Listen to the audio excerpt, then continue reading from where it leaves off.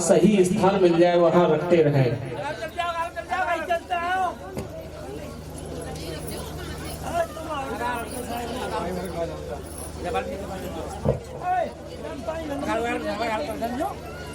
वक्त अपने अपने स्थान पर बैठ जाए।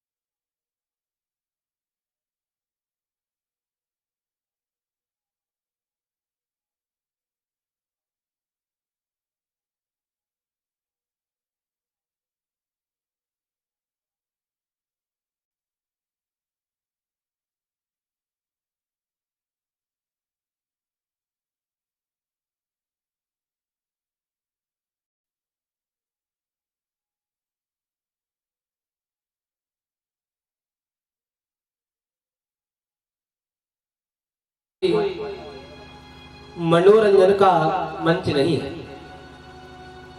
कि व्यक्ति ये सोचे कि भागवत में जाएंगे तो मनोरंजन करें। भागवत कल्याण कल्याण करने का एकमात्र विकल्प है भागवत। राम कथा जीना सिखाती है और कृष्ण कथा हमारी मृत्यु को सुधार देती है। राम कृष्ण दो एक हैं, अंतर नहीं निमेष, उनके नयन गंभीर हैं तो इनके चपल विशेष। भगवान राम और भगवान कृष्ण के नयनों में अंतर है। भगवान राम के नयनों में गंभीरता थी और भगवान कृष्ण के नयनों में चपलता। केवल यही अंतर है और कोई अंतर नहीं। श्रीमद् भागवत में हम कहीं भी श्रीमद् भागवत हो रही हो, चाहे हम कितने भी बड़े विद्वान क्यों न हो, भागवत सुनने का आनंद तभी आएगा कि हम उस स्थान पर जाएं और शून्य होकर के बैठे। हम कुछ नहीं जानते, बिल्कुल अज्ञान होकर के बैठे, तभी हमको भागवत सुनने में आनंद आएगा।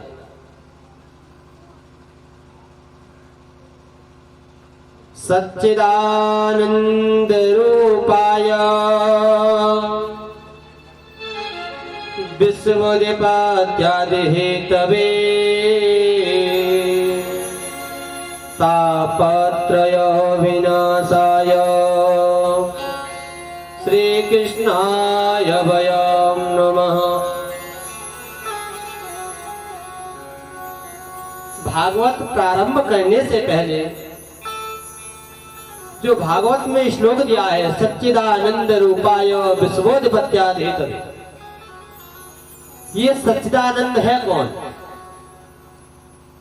अगर हम कोई अनुष्ठान, पूजा पाठ जप तप करें तो पहले उसके बारे में हमको अच्छी तरह से जानकारी कर लेनी चाहिए। हमको कोई बीमारी लगी है, यानी सर में दर्द हो रहा है और हम पेट के दर्द की वैरालगन गोली खाएं, सर का दर्द बंद नहीं होगा। यानी हमारे शरीर में कोई न कोई परेशानी और बढ़ जाएगी। पहले उसके बारे में अच्छी तरह से हमको छानबीन चाहिए, भाई जानकारी लेनी चाहिए। भागवत सुनने तो आए, पहले भागवत के बारे में जानना चाहिए कि भागवत से होता क्या है, भागवत है कौन? सच्चिदानंद रूपाय। ये सच्चिदानंद है कौन? सत्य कहते हैं अविनाशी को, सत चित्त घन आनंद। सत्य धर्मन दूसर सत्य समाना, आगम निगम पुराण बखान। सत्य बोलने से बढ़कर के कोई दूसरा धर्म नहीं। जिसका न होने वाला अंत भी सत्य है, जिसका मध्य भी सत्य है, उसको बोलते हैं हम सत्य। लेकिन आजकल तो सत्य की परिभाषा कुछ अलग ही है।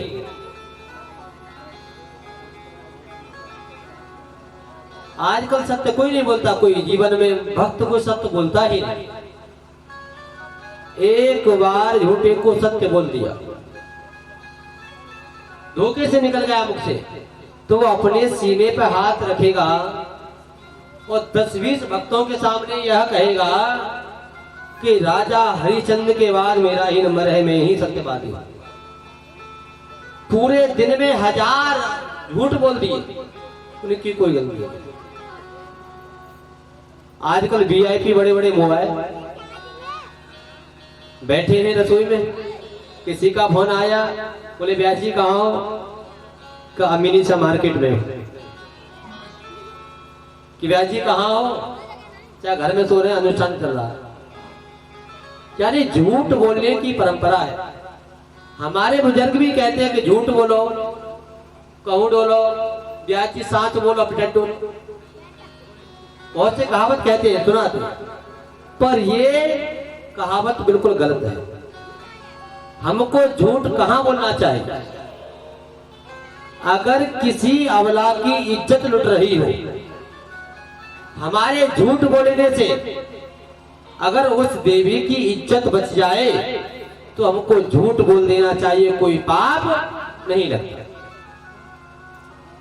अगर किसी बहन या किसी बच्चे को वध हो रहा हो या गौ हत्या हो रही हो, हमारे झूठ बोलने से अगर गौ वध रुक जाए तो हमको झूठ बोल देना चाहिए। और भागवत में तो एक लेख और दे दिया कि अपनी पत्नी से एक बार झूठ बोल देना चाहिए। झूठ की भी जगह दी है। पत्नी से झूठ बोलने के लिए इसलिए बोला, पत्नियों का जो, मेरी देवियों का जो हृदय है वो मक्खन की तरह है। मक्खन को नेक भी धूप लग गई तो क्या होगा? पिघल जाए। भैया को बिजनेस में बहुत बड़ा लॉस हो गया और जाकर के अपनी धर्म पत्नी से कह दे जाकर के 2-4 लाख रुपए का नुकसान हो गया तो क्या होगा? या तो पंडितानी हॉस्पिटल में होगी या राम जी की प्यारी हो ही जाएगी। इसलिए एक बार को अपनी पत्नियों से भी झूठ बोल देना। ये नहीं कि हर बात को छुपा लो। पति पत्नी का जो रिश्ता है बहुत अच्छा है, पवित्र रिश्ता है।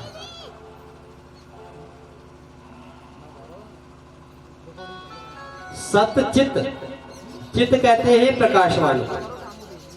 जैसे हमको कोई पुस्तक पढ़ने के लिए पीवी लाइट या बल्ब की आवश्यकता पड़ती है, इस प्रकार उस गोविंद, उस मधुसूदन, उस गोपाल, उस बांके बिहारी को किसी से प्रकाश उधार लेने की आवश्यकता न पड़े, उसको कहते हैं चित्त। आपने देखा होगा जब हम गोवर्धन में जाते हैं तो वहां पर सूरदास मिलते, सूरदास। कोई तो ढोलक बजा रहा है, कोई बाजा बजा रहा है, कोई चिमटा भी बजा रहा है, कोई मृदंग बजा रहा है। जब वहां बजाते रहते हैं और देखने में यह आता है, और किसी किसी सूरदास जी को तो भागवत कंठस्थ है, सुंदरकांड कंठस्थ है, रामायण कंठस्थ है, नेत्र तो है नहीं, लेकिन उन्होंने पढ़ कहां से लिया? ये सोचने वाली बात है, विचार करने वाली। जैसे हमारे ये दो नेत्र हैं, हमारे बाहर के चक्षु तो खुले हुए हैं।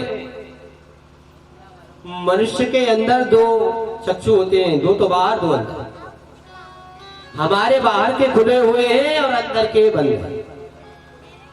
जो सूरदास जो स्वामी जी होते हैं, महाराज जी होते हैं, उनके बाहर के नेत्र बंद हैं और अंदर के चक्षु खुले हुए हैं। जिस दिन हम अपने अंदर के चक्षुओं को खोल लेंगे, नेत्रों को, तो ये मोह माया का जो बंधन है, इससे हम निकल जाएंगे, खुल जाएंगे। इसी प्रकार सत्य चित्त घन आनंद। और आनंद किसे कहते हैं? किसी भाई ने अच्छा भोजन कराया, फिर पूछा गया व्यास जी कैसा लगा, तो व्यास जी का कर आनंद आ गया। किसी मैया को जेठ की गर्मी पड़ रही है और मैया अलीगढ़ से चल करके आदू की नगरी आ रही है, अरे एयर कंडीशन कमरे में जाकर के उसको आराम करा दिया जाए। फिर मैया से पूछा जाए, अरे मैया कैसा लगा, तो मैया कहेगी आनंद आ गया दादा, बहुत अच्छा लगा, भगवान तेरी उम्र बहुत लंबी करे। ठीक, क्या आनंद आ गया। अगर किसी भाई को अच्छी सी गाड़ी में बैठा करके सैर सपाटा करा दिया जाए, फिर उससे पूछा जाए भाई कैसा लगा, तो वो भी यही कहेगा कि आनंद आ गया। लेकिन अच्छा भोजन करें या बुरा भोजन करें, उससे केवल भूख की तो तृप्ति होगी, ना कि आनंद आएगा। हमारे शरीर में थकावट है, आराम करने से थकान तो दूर हो सकती है, थकान जा सकती है, लेकिन आनंद नहीं आएगा। नंद घर आनंद भयो जय कन्हैया लाल की, अवध घर आनंद भयो जय राजा राम की। किसी लेखक ने ये नहीं लिखा कि नंद घर कृष्ण हुआ या अवध घर राम हुआ, ये नहीं लिखा। नंद घर आनंद भयो, आनंद सिंधु सुख राशि, जो आनंद का सिंधु है, ऐसे गोविंद भगवान को हम बार बार नमन करते हैं। बोले गोविंद भगवान की। सच्चिदानंद रूपाय विश्वोत्पत्त्यादि हेतवे, जो तीनों विश्वों का पालन करता है, तापत्रयो विनाशाय श्री कृष्णाय वयं नमः। ऐसे गोविंद भगवान के चरण कमलों में हम बार बार वंदन करते हैं, नमन करते हैं। कबीरा सब जग निर्धना, धनवंता नहीं कोई, धनवंता सोहि जानियो, जप राम नाम धन हो। कोई तन दुखी कोई मन दुखी, कोई धन बिन रहतो रास, थोड़े थोड़े सब दुखी, सुखी राम के दास। कोई तन से दुखी है, ये कलयुग की ऐसी परंपरा है। इस मृत्यु लोक में जितने भी प्राणी हैं वो सभी दुखी हैं। कोई अपने सीने पे हाथ रख करके ये नहीं कह सकता व्यास जी मैं सुखी हूं। कोई तन दुखी कोई मन दुखी। पैसा तो बहुत कुछ है, बहुत पैसा है, लेकिन रोग इतना भरा हुआ है शरीर में डॉक्टर ने बोल दिया कि डायबिटीज है, शुगर है, अच्छा खाना पीना छोड़ दो, दाल का पानी पियो। पैसा तो खूब है लेकिन तन से वो दुखी है। वो पैसा किस काम का? कोई तन दुखी, कोई मन दुखी। कोई मन से इसलिए दुखी है कि मेरे पास पैसा नहीं है, कि मेरे पुत्र है तो पुत्र नहीं है। कोई पुत्र के बिना परेशान, कोई पुत्र से परेशान। हे परमात्मा, तूने मेरे को पुत्र दिया तो ऐसा दिया। हे बिहारी जी, तुमने मेरी कोख ये सोनी छोड़ दी, मेरे को भी पुत्र मिल जाना चाहिए। कोई तन दुखी, कोई मन दुखी, कोई धन बिना रहे तो उदास, कोई धन के बिना ही उदास है। कि मेरे पास भी धन होता तो मैं भी वीआईपी एक बिल्डिंग बनाता, कोठी बनाता, मैं भी एक अच्छी सी गाड़ी लेकर के आता। थोड़े थोड़े सब सुखी राम के दास। कबीरा सब जग निर्धना, धनवंता नहीं कोई, धनवंता सुहि जानियो, जप राम नाम धनी हो। संसार में सभी लोग निर्धन हैं। धनवान कौन है? जिसके पास में भगवान नाम का जो धन है वही सुखी है इस संसार में। सबसे बड़ा धनवान वही व्यक्ति है। पहले संत जो होते थे, संत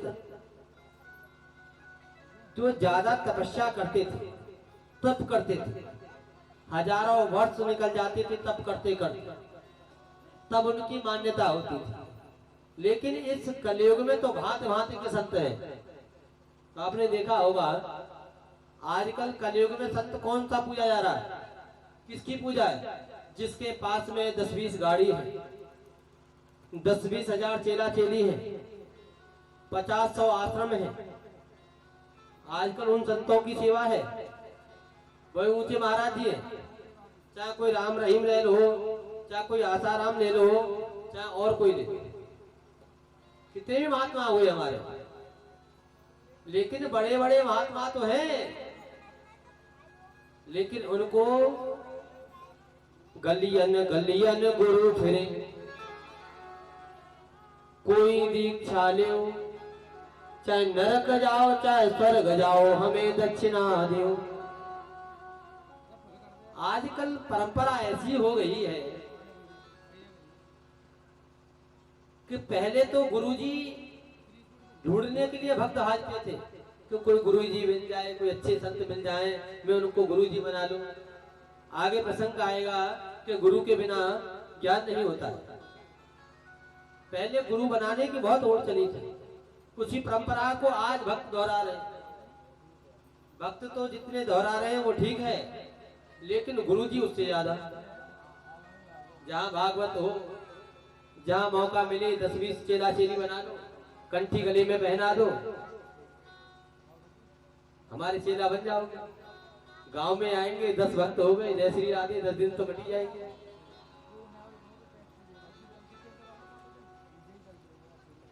कालो व्याल मुख ग्रास, त्रास निर्णाश हेतवे। ये कलयुग जो है काल व्याल मुख ग्रास, व्याल कहते हैं अजगर सर्प को, बहुत बड़ा विशाल। इस मृत्यु लोक में, इस पृथ्वी पर काल रूपी व्याल मुख फैलाए बैठा हुआ है। ये समझ लो एक जब ब्रह्मा विष्णु महेश तीनों देवताओं ने हाथ उठा दिए, बोले अब क्या किया जाए, तो माँ भवानी जगदम्बा के पास पहुंचे और माता रानी से प्रार्थना करें, हे माँ तुम्हारी रक्षा करो, क्योंकि इस जल के बिना एक बार तो जीवित रह सकते हैं, जो इस पृथ्वी पर जल ही जल हो जाएगा तो जीवित नहीं रह पाएगा। तो माँ वहां पर प्रकट हुई और जगदम्बा ने सारा जल को पान कर लिया।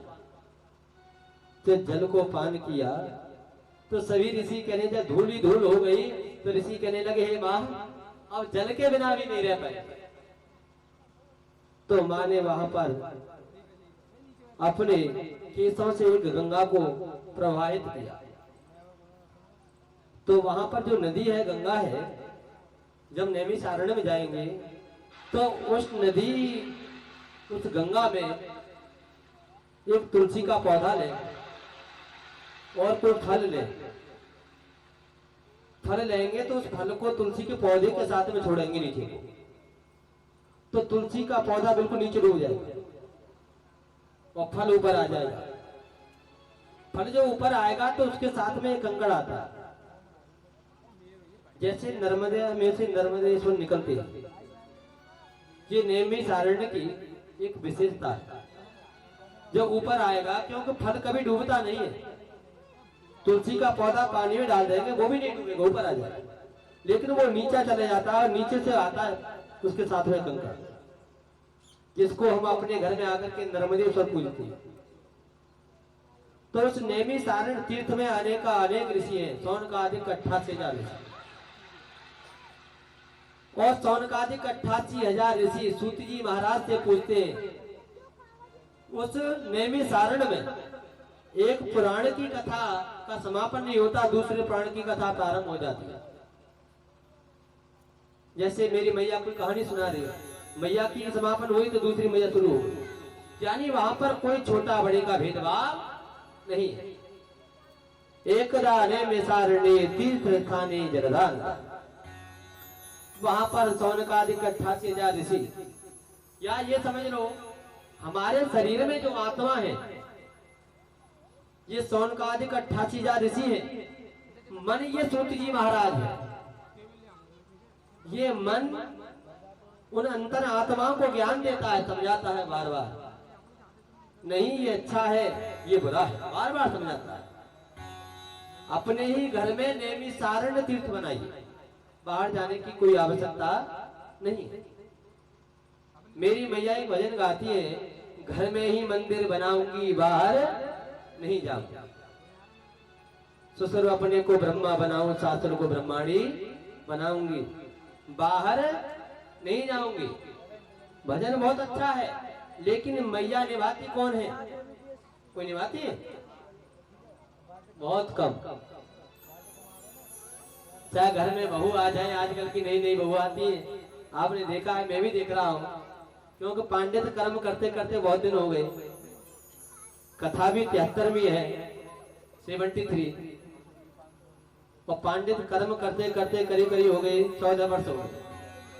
जिस घर में जाओ वही बीमारी बनती मिलती है, सास और बहू, सास बहू। जब तक लड़के का विवाह नहीं हो रहा तब तक पंडित जी चून की मिल जाए, और विवाह हो गया तो मांस की भी बुरी है। ऐसा नहीं कि एक हाथ से ताली बजे, दोनों में होता, कहीं तो सास गलत है तो कहीं बहू। मंदिर घर में बनाइए, भागवत में एक बार मत जाओ, मंदिर बिल्कुल मत जाओ। आपके घर में माता पिता है, पहले उनकी सेवा करो, भागवत का यही सार है। हमारे घर में जितने बुजुर्ग हैं उनकी सेवा करिए सबसे पहले, बाहर जाने की कोई आवश्यकता नहीं। भागवत तो करा रहे हैं यहाँ पर, घर में माता जी भूखी बैठी है, यहाँ पर ब्राह्मणों के लिए काजू बादाम बर्फी का यानी खीर, रबड़ी जैसी खीर उठ रही है, पंडित जी की खूब सेवा हो रही है, व्यास जी की खूब सेवा हो रही है, लेकिन माता जी के लिए 2 वक्त की रोटी भी नहीं। ऐसी भागवत कराने में कोई फायदा नहीं। वाइट बैलेंस से कर लेना। बहुत सी जगह मैंने देखा प्याऊ लगा रहे भाई, भाई तो प्याऊ लगाते हैं पर पिताजी घर में भूखे प्यासे पड़े हैं। ऐसा प्याऊ भी लगवाने में कोई विशेषता नहीं, कोई फल नहीं मिलेगा।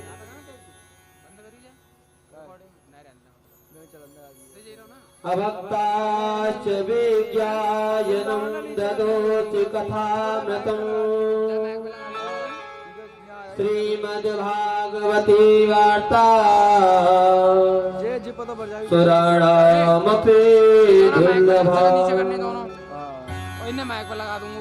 सुखदेव जी महाराज कहते हैं, सूत जी महाराज, अंदर तो देख लो। मैं जी की कह रहा हूँ, मैं एक्सेल की जाब तो लगानी होगा। बोलना पड़ेगा, एक बार अच्छा ठीक है मुझे।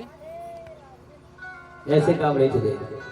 देखो अगर आपको अपने गांव में वृंदावन बनाना है, अच्छा ये बता वृंदावन कौन कौन भक्त गया? हाथ उठाना जरा। वृंदावन जाती नहीं बाबा?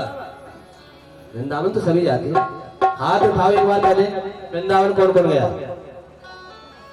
वृंदावन जाते हैं, वृंदावन में देखा है आपने? सही है भैया। बांके बिहारी मंदिर पहुंच जाओगा। मेरी मैया नाटी हो एक बार ऑडियो चेक या लंबी हो, मोटी हो या पतली हो, बाबा लंबा हो या नाटा हो, कैसा भी हो, बांके बिहारी जी का पर्दा लगा हुआ है। और जैसे पुजारी जी ने पर्दा को खोला, सबके हाथ कहाँ होते हैं? ऊपर। तभी क्या कहते हैं? राधे। क्यों कहते हैं मालूम है आपको? मैं बताता हूँ आपको। क्योंकि आज तो ऐसा जैसा समय है वैसा ठीक है। क्योंकि पहले दिन की जो कथा होती है महात्मा की कथा होती है।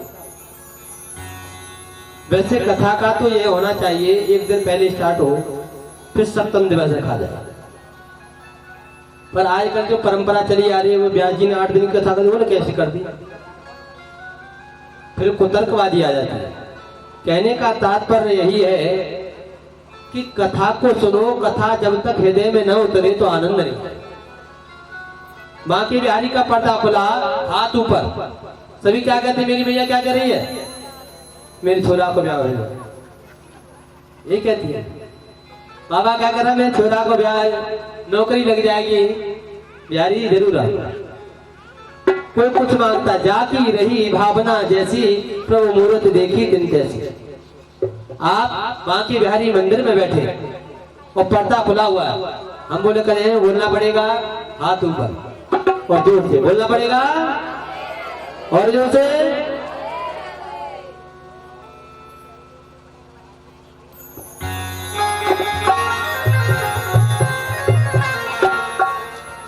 हो गए भव से पार,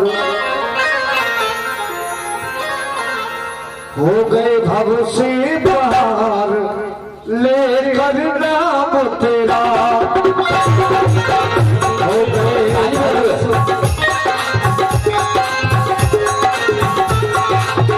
हो गए भव से पार, लेकर नाम तेरा। हो गए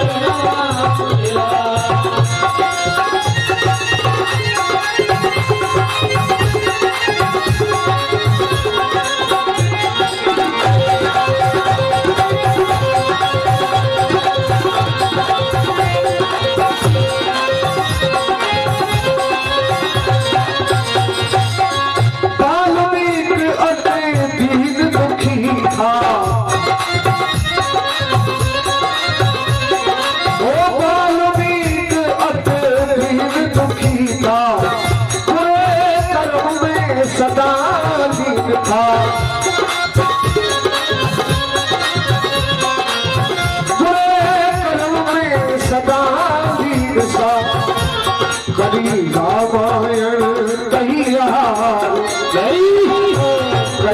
रामायण कहिया लेकर नाम तेरा।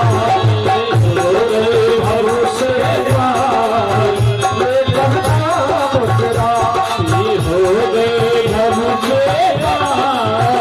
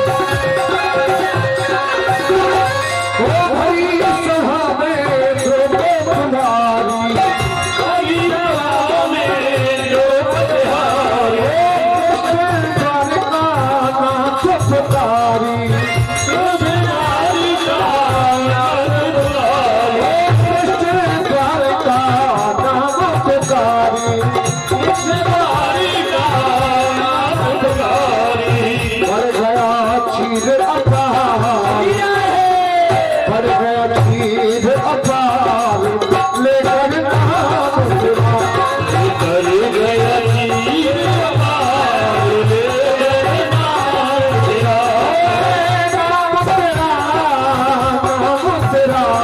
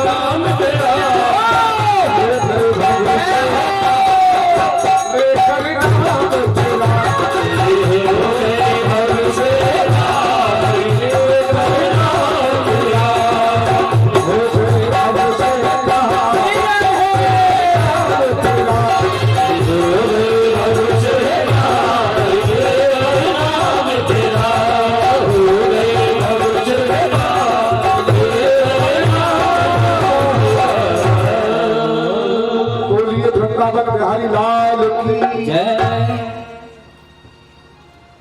एवं विनमय जाता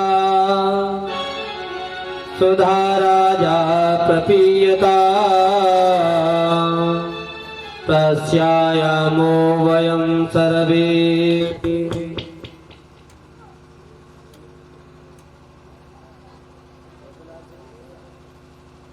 बोले गोविंद भगवान की। एक बार नारद जी के मन में भी विचार आया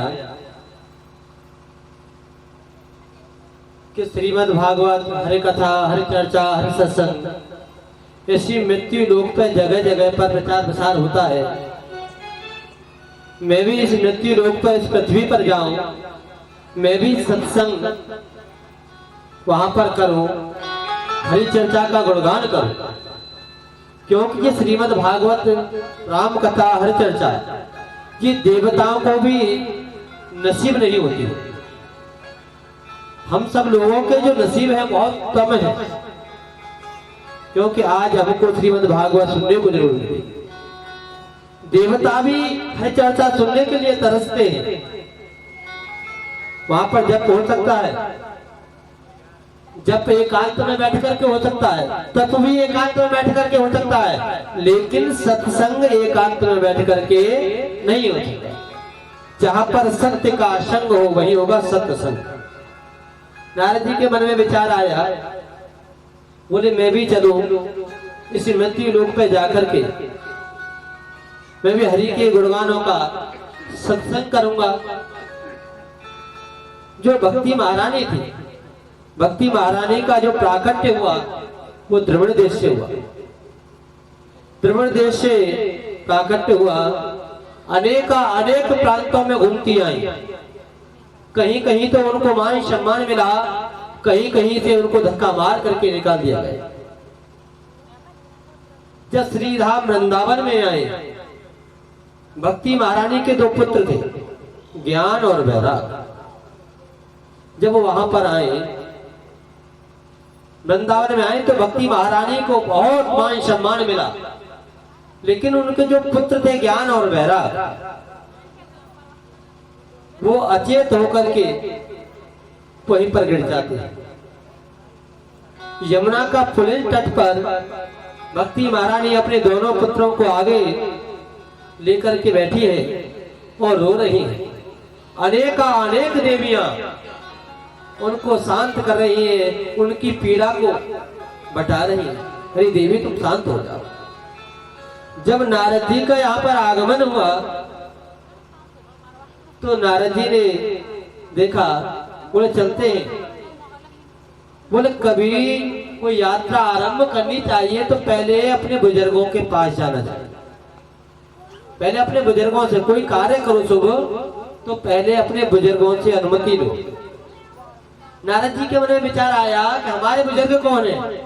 संत महात्मा। नारद जी गए संतों के पास। नारद जी बिल्कुल अज्ञान, जो ब्रह्मा के मानस पुत्र हैं, अज्ञान बन करके आए। उन्होंने आकर के देखा एक महात्मा जी जा रहे थे, उनके पीछे बच्चे चल रहे थे। तो नारद जी ने पूछा बिल्कुल अज्ञान होकर के किसी भक्त से, भाई महाराज जी का क्या नाम है? बोले इनका नाम है बाल ब्रह्मचारी जी महाराज। नारद जी को हंसी तो आई मन में।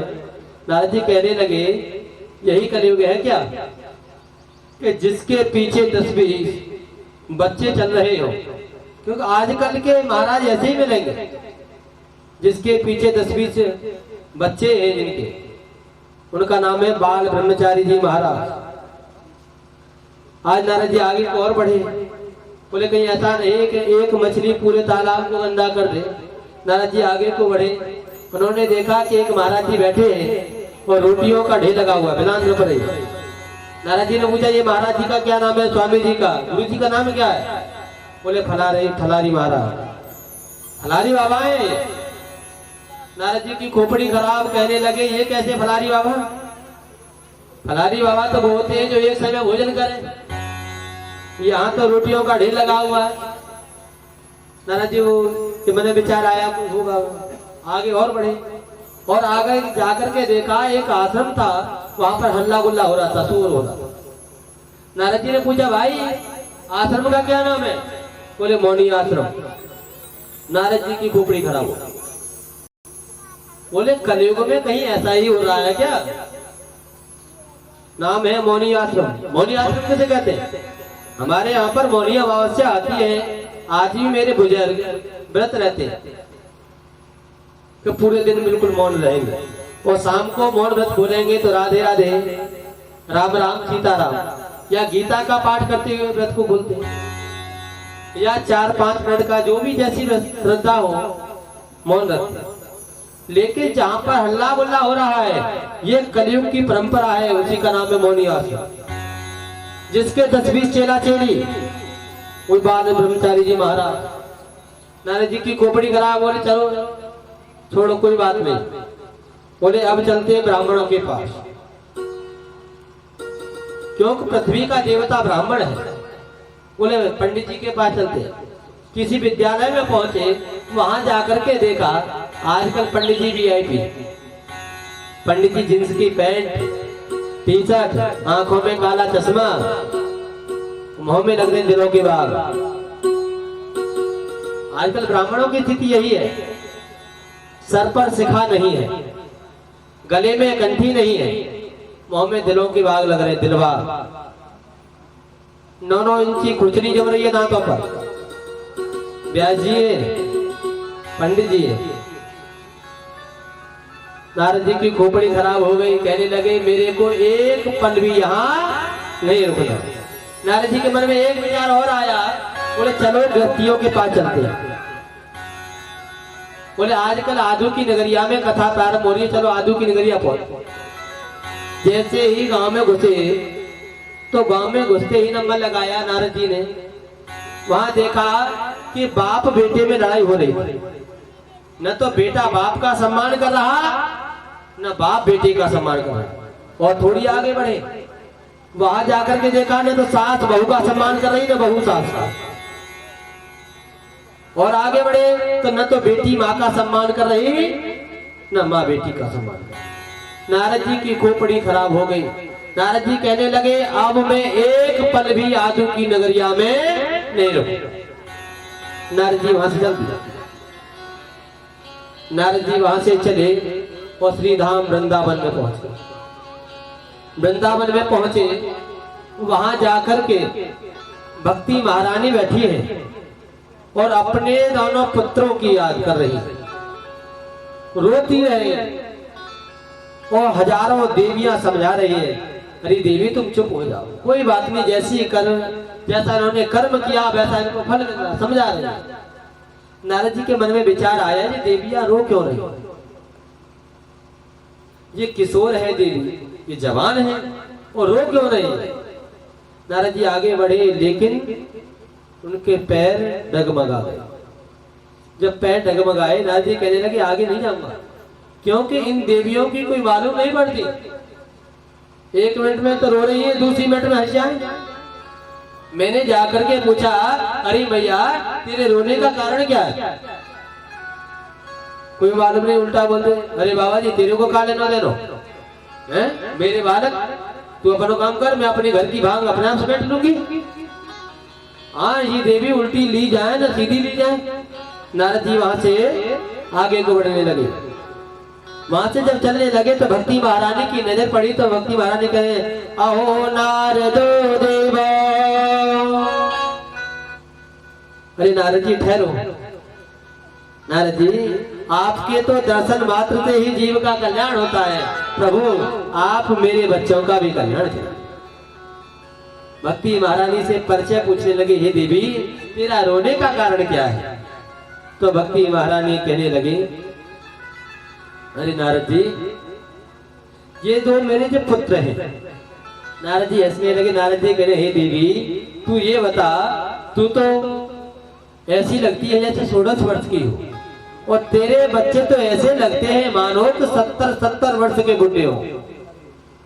कहां 16 वर्ष कहां 70 वर्ष। अरे देवी तू मेरे से मजाक क्यों कर रही। तो आज भक्ति महारानी हाथ जोड़ करके खड़ी हो गई और अपनी पूरी कथा कह दी। मेरा जन्म द्रविड़ देश में हुआ, वहां से मेरे को धक्का मार करके निकाल दिया, अनेक प्रांतों में घूमी। जब मैं श्री राम वृंदावन में आए तो मेरे को मान सम्मान तो खूब मिला, लेकिन मेरे बच्चों को कुछ नहीं। वृंदावन में जाओ तो वहां रिक्शे वाला भी जो होगा तो वो भी कहेगा राधे राधे, यानी भक्ति तो है। वहां पर देश हमारे देश के पहुंच जाए या विदेशी पहुंच जाए, आपने देखा होगा भक्ति में ऐसे लीन हो जाते हैं कन्हैया की भक्ति में कि मुंह पर उल्टा सीधा चंदन लपेट दिया और क्या एक ही धुने राधे राधे राधे, क्योंकि मान सम्मान मेरे को खूब मिला है।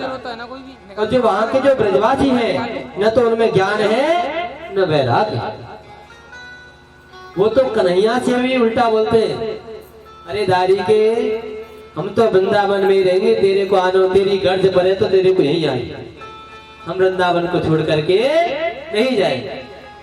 अरे कन्हैया तेरे को आना है तो वृंदावन में आकर के रह, हम वृंदावन छोड़ करके नहीं जाएंगे। वहां ज्ञान और वैराग्य नहीं है, केवल भक्ति है। महाराज मेरे बच्चों का आप भी कल्याण करें। आज नारद जी ने गीता का पाठ किया, वेद का पाठ किया, पुराण का पाठ किया। जितनी औषधि थी, जितनी चूरन चटनी थी नारद जी के पास में, ज्ञान वैराग्य को खूब चटाई। गीता पाठेर मुहुर्मुहु, गीता का पाठ हजारों बार किया। नारद जी कहने लगे अरे ज्ञान अरे वैराग्य आप सशक्त होकर के बैठिए। ज्ञान वैराग्य जब तक पाठ चलता है तब तक तो बैठ जाते हैं, जैसे विश्राम हुआ अचेत होकर के पड़ जाते हैं। नारद जी को पसीना छूट गया। नारद जी कहने लगे मेरे पास में जितनी चूरन चटनी थी, जितनी दवा थी, जितनी औषधि थी, सब खिला दिया और ज्ञान वैराग्य का बढ़ापा ठीक नहीं हुआ। अब आगे कैसे होगा? अगर ज्ञान वैराग्य ठीक नहीं हुए तो मृत्यु लोक में जितने भी प्राणी हैं, जितने भी भक्त हैं, मेरे से इनका विश्वास उठ जाए। जब मेरे को नारद जी नहीं कहेंगे, फिर मेरी ये पूजा पाठ नहीं करेंगे। नारद जी ने जब इतना विचार किया तो नारद जी वहां से चलने लगे। भक्ति महारानी ने पैर पकड़ लिए, कहने लगे, हे नारद जी कहाँ जा रहे हो? नारद जी ने पसीना पहुंचा, कहने रही, देवी मैं अभी कुछ दवा मेरी घर पर रह गई है, मैं लेकर के आता हूं, औषधि लेकर के आऊंगा, तब ज्ञान वैराग्य को ठीक कर। नारद जी महाराज वहां से चल दिए। जब नारद जी महाराज वहां से चले, आगे जाकर के देखा कुछ संत बैठे थे, स्वामी जी, उनकी बड़ी बड़ी जटा, बहुत सुंदर शरीर, मस्तक पर तिलक लगा था। तो नारद जी कहने लगे, महाराज कोई ज्ञान वैराग्य के लिए कोई उपाय बताइए, कोई औषधि बताइए जिससे वो ठीक हो जाए, उनका बुढ़ापा ठीक हो जाए। तो कोई संत तो बहाना लेकर के पड़ जाता है कि ब्रह्मा का मानस पुत्र नारद हमसे आकर के पूछ रहा, यानी कि कोई MBBS डॉक्टर कोई झोला छाप डॉक्टर साहब से जाकर के पूछे आजू की नगरिया में आकर के कि भैया आजकल ये मलेरिया चल रहा है या ये कोरोना चल रहा है, इसकी कोई दवा है या नहीं है? तो क्या कहेगा? अरे भैया डॉक्टर साहब मेरी क्यों हंसी उड़ा रहे? कोई तो हाथ जोड़ ले, कोई मौनी यानी मौन का व्रत लेकर के पड़ जाए, बहाना लेकर के। हमने तो मौन धारण कर रखा है, लिख दिया 1 वर्ष बाद मौन को खोलेंगे, न भूलेंगे न आती हम। तो कोई न कोई बहाना लेकर के बढ़ जाते। नारद जी आगे को बढ़े। नारद जी मन में विचार कर रहे, आकाशवाणी हुई। आकाशवाणी ने कह दिया, हे नारद जी तुम सत्य कर्म करो।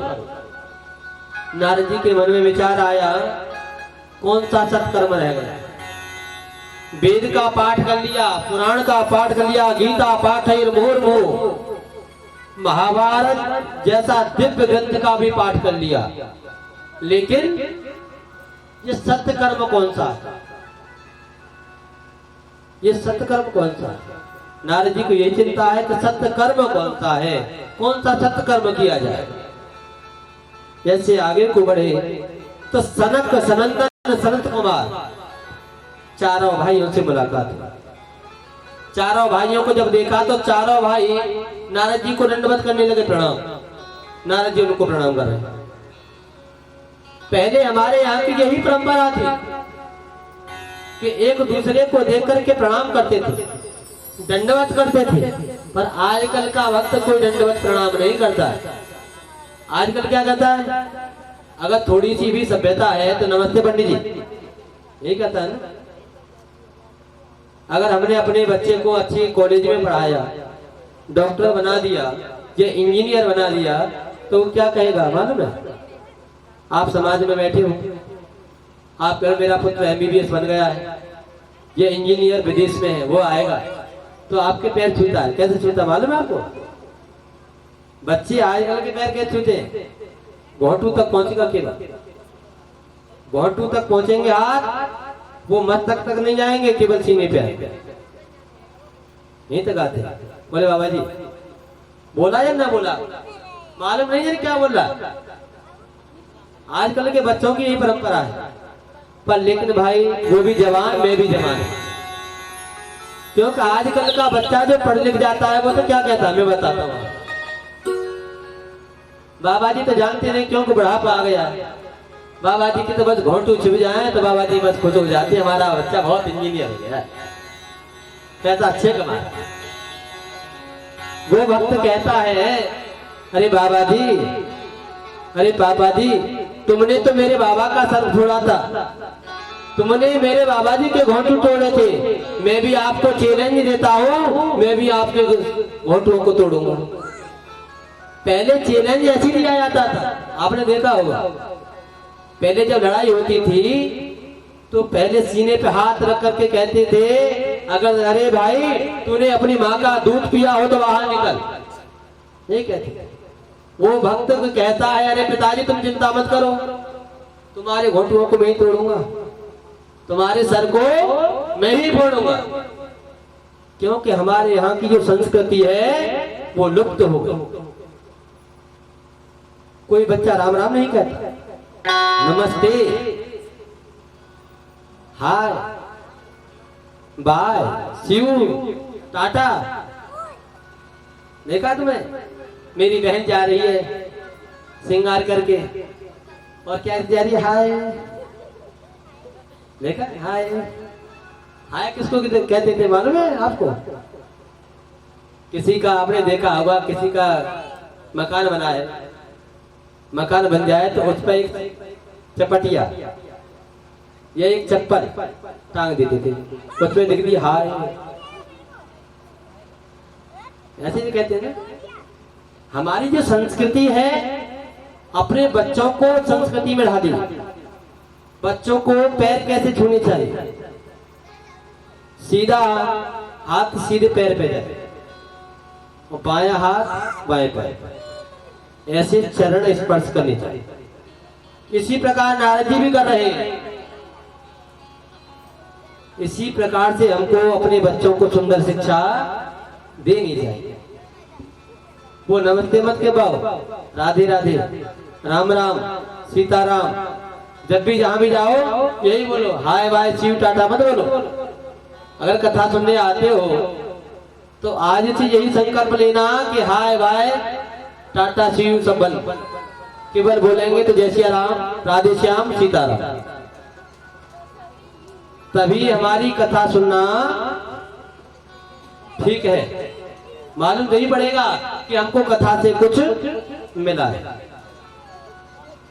आज नारद जी को देख करके सनक सनंदन संत कुमार चार भाई कहने लगे, नारद जी तुम्हारे चेहरे का तेज नष्ट कैसे हो गया महाराज? आप तो ब्रह्मा के मानस पुत्र हो। देवताओं में जाओ तो आपका सम्मान, दानवों में जाओ तो आपका सम्मान, मानवों में जाओ तो आपका सम्मान। आपके चेहरे की जो तेजी थी वो नष्ट कैसे हो गई महाराज?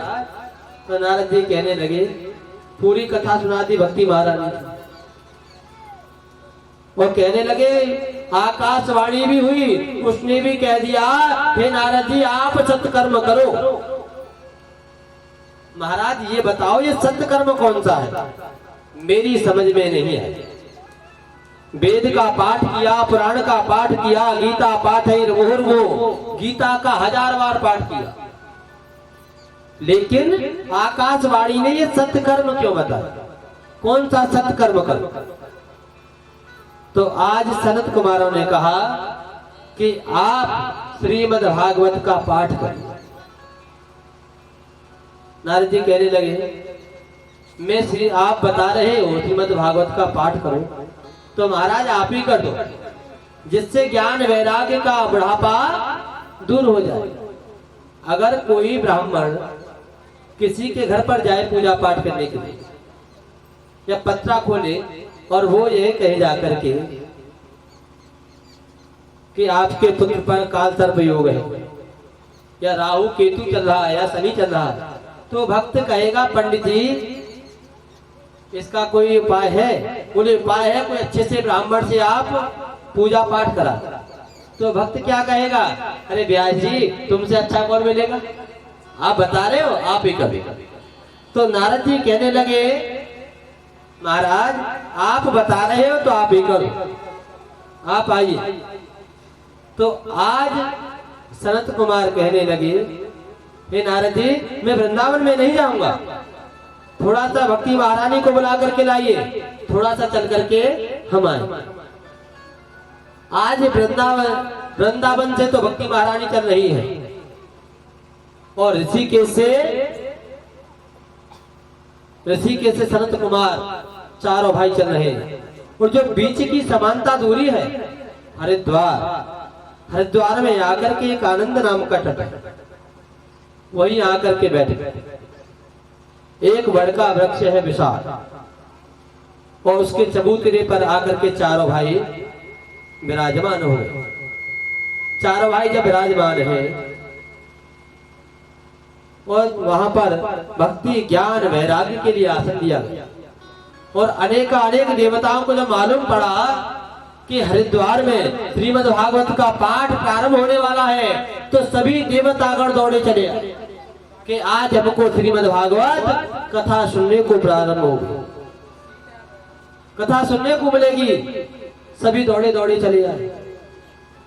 आनंद नाम के तट पर बालू है जो शीतल रहती है, आसन की भी आवश्यकता न समझी, सब ऐसे ही बैठ गए और वहां पर सुंदर कथा प्रारंभ हो गई। नारद जी जो 7 घड़ी से ज्यादा कहीं नहीं ठहरते थे, आज नारद जी ने एक जगह पर बैठ करके 7 दिन भागवत का श्रवण किया। नारद जी का कार्य कितना था, एक घर पे जाते थे तो कितनी देर ठहरते थे, जितनी देर में गाय दुही जाती। उस घर से भिक्षा मिल जाए तो ठीक, न मिल जाए तो ठीक। ये नारद जी का नहीं, ये हर संत का कर्तव्य था बहन। लेकिन आजकल के संत नहीं रह गए। आजकल के संतों का कार्य क्या है, बरसात के महीने आए, बोले चलो भक्तों के पास चलते हैं। गर्मी पड़ रही है, भक्त के यहाँ एसी लगा हुआ है, वहीं जाकर के आराम करें। आजकल के संतों की परंपरा। लेकिन पहले संत कभी घर में नहीं आते थे, घर के सामने गए, माँ भिक्षाम देही, 4 घर भिक्षा मांगते थे, मिल जाए तो ठीक, न मिले तो ठीक। जितनी देर में गाय दुही जाती है, केवल उतनी देर दरवाजे पर खड़े, माँ भिक्षा दे जाए तो ठीक है, न दे तो ठीक। नारद जी आज 7 दिवस तक कथा का रस स्वादन कर रहे हैं। नारद जी आज सनत कुमार से कहने लगे, महाराज जी ये बताओ स्वामी जी, आप जो कथा सुना रहे हो इसको सुन तो हम रहे, लेकिन इस कथा को सुन करके किस किस को इस कथा से लाभ हुआ, किस किस को हानि हुई, ये भी तो बता दो। अगर कोई कथा में कोई शंका प्रकट हो जाए किसी भी भक्त को, तो निसंकोच पूछ लेनी चाहिए कि व्यास जी आपने कोई बात बोली थी, हमने तो ये सुनी नहीं, लेकिन इसका समाधान भी आप करिए। आप भक्त 10, 20, 50 बैठे हैं यहाँ पर, जितने भक्त बैठे हैं, और भक्तों के मन में शंका उत्पन्न हो रही है, तो आप ऐसे नहीं सब खड़े हो जाओ, व्यास जी इसको बता दो, व्यास जी इसको बता दो, ऐसे नहीं। एक पर्ची पर लिखो और आराम से परिचित के हाथ में सौंप दो और मंच तक पहुंचा। ऐसे ही सनत कुमार कहने लगे, नारद जी आपके मन में कोई शंका हो तो पूछ सकते। तो नारद जी कहने लगे, महाराज कोई किसको लाभ हुआ, किसको हानि हुई, ये भी तो बताइए। तो संत कुमार कहने लगे, तुंगभद्रा तटे पूर्वं भूतपातनमुत्तमं यत्र वर्णा स्वधर्मेण सत्य सत्य कर्म।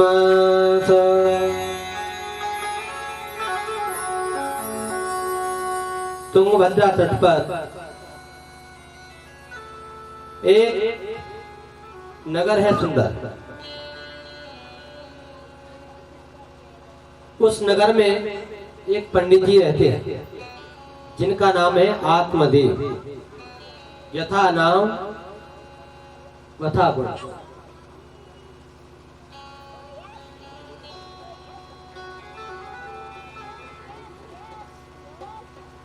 यथा नाम वथा गुण।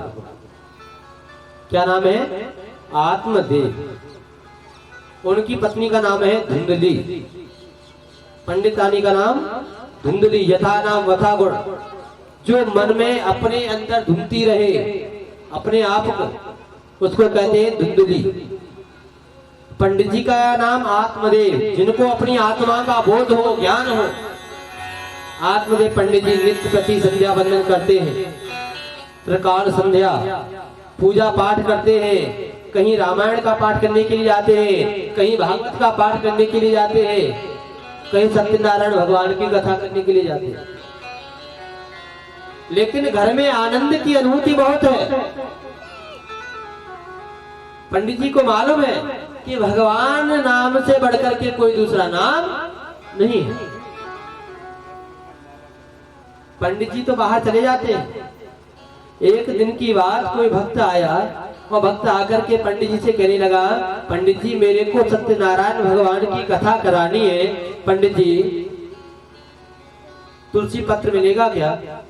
पंडित जी ने इशारा कर दिया तुलसी के बिरवे की तरफ, महाराज आप अंदर जाइए और ले आइए। वो भक्त गया अंदर, जाकर के देखा कि तुलसी महारानी सूख रही है। तो भक्त कहने लगा, पंडित जी आपने तुलसी तो लगा रखी है, बाहर बहुत उपदेश देते हो, लेकिन तुलसी महारानी में जल तो दे दिया करो कि मंच से जाकर के और भक्तों को समझाते हो, अपने यहाँ भी तो कुछ कार्य किया करो। तो पंडित जी कहने लगे, अरे भक्त मैं इसमें रोज जल देता हूँ, वक्त वक्त पर गुड़ाई भी करता हूँ, खाद भी देता हूँ, लेकिन मालूम नहीं मेरे यहाँ पर तुलसी महारानी कभी हरी भरी नहीं रहती। तो वो भक्त कहने लगा, अरे पंडित जी एक बात और याद आई, आपके घर आ ही गया तो मैंने देखा है आपके यहाँ पर गौ माता बहुत दिन से बंधी हुई है, लेकिन आज तक इसने इसको किसी बच्चे को जन्म नहीं दिया, न तो बच्चे को जन्म दिया न बच्चिया को जन्म दिया। महाराज आपका चेहरा देखने के योग्य नहीं है। इतनी बात गॉड गिफ्ट में दे गया। वहां से वो तो चले गया। पंडित जी के मन में विचार आया कि मेरे गाय की भी कोई संतान नहीं है और मेरी भी कोई संतान नहीं, यानी मेरे संतान न होने के कारण मेरे चेहरे को देखने के लिए कितने भक्त देखते होंगे और कितने को भोजन नहीं मिलता होगा। तो आज आत्मदेव पंडित जी अपनी पंडितानी से कहने लगे, हे देवी मैं पूजा पाठ करने के लिए जा रहा हूं, मैं इतने दिनों में वापस आऊंगा। पंडित जी तो पंडितानी से बहाना लेकर के चल दिए, वन में पहुंच गए और वन में जाकर के पूजा पाठ नहीं कर रहे, रोने लगे, विधाता को कोसने लगे, हे परमात्मा मैंने ऐसा कौन सा कर्म किया था जिससे मेरे को संतान उत्पत्ति नहीं हुई। महाराज आत्मदेव पंडित जी रोने लगे। जब रोने लगे तो एक वहां से संत गुजर रहे थे। संत ने देखा कि एक ब्राह्मण जिसका तेज चमक रहा है वो रो क्यों रहा। संत जब आए, संत कहने लगे, संत को देखा तो आज मुझे पंडित जी ने संत को प्रणाम किया। तो आज संत कहने लगे, अरे पंडित जी तुम्हारे रोने का कारण क्या है। आत्मदेव पंडित जी ने कहा, मेरे कोई संतान नहीं है, मैं पूजा पाठ जप तप भजन संध्या खूब करता हूँ, लेकिन परमात्मा ने मेरे को कोई संतान नहीं दी। ऐसा मैंने कौन सा बुरा कार्य किया था जिससे मेरे को संतान नहीं मिली। आज संत कहने लगे, चेहरे की मस्तक की रेखा देखी और कहने लगे, अरे महाराज पंडित जी तुमको इस जन्म में नहीं 7 जन्म में भी संतान का सुख नहीं है। आत्मदेव पंडित जी अपने सर को पटक पटक करके रोने लगे, कहने लगे, हे महाराज हे स्वामी जी मैं अपने सर को तुम्हारे चरणों में पटक पटक करके अपने प्राणों को त्याग। तो महात्मा जी कहने लगे, पंडित जी एक पंडित जी मर जाएंगे तो कहूं ये आदमी की नगरिया खत्म नहीं हो जाएगी, ये खाली नहीं हो जाएगी। एक ब्राह्मण मरने से ये नगर खत्म नहीं हो जाएगा। महाराज हम पे क्या जोर पड़ रहा है, कल जाओ तो आदि चले जाओ। पंडित जी तेज थे, आत्मदेव जिनको आत्मा का बोध था, वो कहने लगे, स्वामी जी आपको ब्रह्म हत्या लगेगी, एक ब्राह्मण की नहीं 7 ब्राह्मणों की 7 ब्रह्म हत्या लगेंगी। आज संत का शरीर थर थर कांपने लगा, कहने लगा, ब्रह्म हत्या से बढ़कर के कोई बड़ा पाप नहीं होता है। महाराज आप तो अकेले मर रहे हो, 7 की क्यों लगा रहे हो। बोले आपने कहा था कि 7 जन्म तक संतान का सुख प्राप्त नहीं है, मैं बार बार जन्म लूंगा और आपकी बातों को याद कर करके मरूंगा, इसलिए आपको 7 ब्रह्म हत्याओं का पाप लगेगा। महाराज संत कहने लगे, अरे ब्राह्मण देवता थोड़ा सा इंतजार करो, मैं कोई उपाय देखता हूं। उन्होंने झोली से एक फल निकाला, जैसे झोली से फल निकाला और पंडित जी के हाथ में सौंप दिया और कह दिया आप अपनी पत्नी को जाकर के खिला देना, आपके यहाँ पर संतान की उत्पत्ति जरूर होगी। ब्रह्म वाक्य जनार्दन, ये ब्राह्मण का वाक्य। आज जब फल दे दिया, आत्मदेव पंडित जी आए, घर पे आकर के देखा कि पंडितानी दरवाजे पर खड़ी है, लोटा में पानी देकर के। पति देव आ रहे हैं, पैर छुए, पानी पिलाया, अच्छी तरह से घर को ले गई। पंडित जी को बहुत जल्दी थी, पंडित जी ने फल निकाला और कहा, अरे पंडितानी इस फल को आप पाले।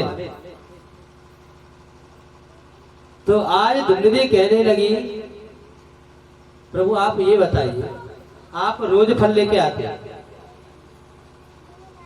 कभी तो कहीं जाते हो रामायण करने के लिए, कहीं कथा करने के लिए जाते हो, कभी कोई अनुष्ठान करने के लिए आते हो, कभी 21 फल लेकर के आते हो, कभी 5 लेकर के आते हो, कभी 5 किलो लेकर के आते हो, लेकिन इस फल में ऐसी कौन सी विशेष बात है कि इस फल को आप पालो? महाराज मैं फल तो रोज खाती हूँ, इसका कारण क्या है? आज दुल्लदी अपने पति देव से पूछ रही है। तो आज आत्मदेव पंडित जी कहने लगे, हे देवी आप इस फल को पाओगी तो हमारे यहाँ पर बच्चे की किलकारी जरूर गूंजेगी, हमारे यहाँ संतान की उत्पत्ति होगी, आप इस फल को पालो, गोविंद का नाम लो और ग्रहण करो। जब इतनी बात कही तो आज धुंधली के मन में विचार आया कि मैं पहले अपने पति देव की सेवा करूं, पूरी रात सेवा में निकाल दी।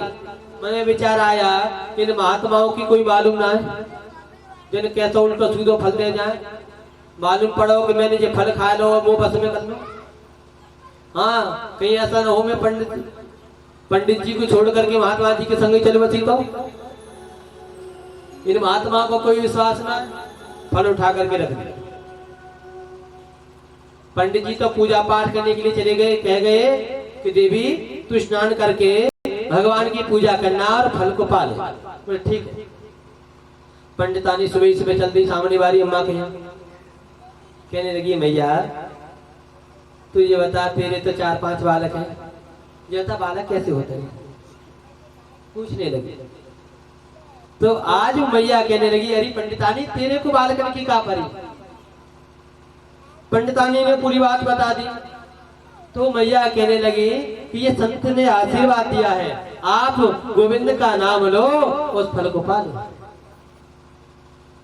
तो आज धुंधली कहने लगी, अरे मैया तू ये बता तेरे कहने से फल को तो पालूंगी, लेकिन मैंने महात्माओं के बारे में बहुत सुना है। देखो आसाराम हुआ, राम रहीम भये, बहुत महात्मा भये, आपने देखो कितनी बुरी हालत करते हैं। कहीं मैंने फल पा लिया और मैं उन्हीं की है कि तब क्या होगा? बोले देवी जैसी तेरी इच्छा, तू बहन तो पे कर गया, तू मेरे तो दत्ता छुड़ा। घर आ गया, एक दिन गुजर गया, दूसरा दिन हुआ तो सामने वाली से और साइड वाली के यहाँ गई, वहां जाके कहने लगी दीदी बच्चे कैसे होते हैं? तुम्हारे तो 8-9 बालक हैं, बताते थे। तो कहने लगी तुम्हें को बच्चे नहीं का जरूरत पड़ी पंडितानी, तुम बताओ। बोले मेरे को महात्मा ने प्रसाद दिया है। बोले आप गोविंद का नाम लो और प्रसाद को पा लो।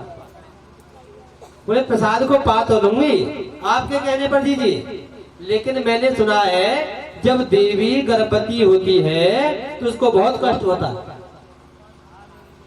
बताते हैं कि धीरे धीरे चलना चाहिए। अगर मैंने धीरे धीरे में चली और परमात्मा न करे मेरे घर में लगी आग और मैं धीरे धीरे चल रही हूं, मेरी तो भाई सत्यनारायण रह जाएगी। ऐसे फल को खावे तो क्या फायदा? बालक के चक्कर में भी उजड़ जाऊं, अरे जीजी मैंने खाई। वो ठीक है, तेरा जैसा बनकर है वैसे। तीसरे दिन आप फिर उठी फिर गई और कहा पड़ोसिन के यहाँ बेदांत भाई मैया के जा। वहां जाके फिर पूछा मैया से, मैया ने फिर कह दिया अरे तुम आज बालाजी का नाम ले और इस फल को पा ले। तो कहे अरे भैया मैं तुम्हारे कहने से फल को तो पालूंगी, लेकिन मैंने सुना है कि जो मैया गर्भवती होती है उनको खट्टा नहीं खाना चाहिए, ज्यादा तीखा नहीं खाना चाहिए, उल्टी सीधी चीज नहीं खानी चाहिए, चिली पटेटो वगैरह नहीं खाना चाहिए,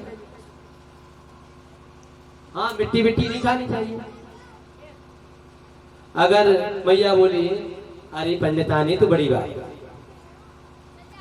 तू इतना कम खाएगी तू कमजोर तो हो जाएगी। बोले कमजोर है कि तो काम कौन करेगा मेरे घर के। अरे पंडितानी तो बड़ी बात, तेरे पे तो एक तो नंद है।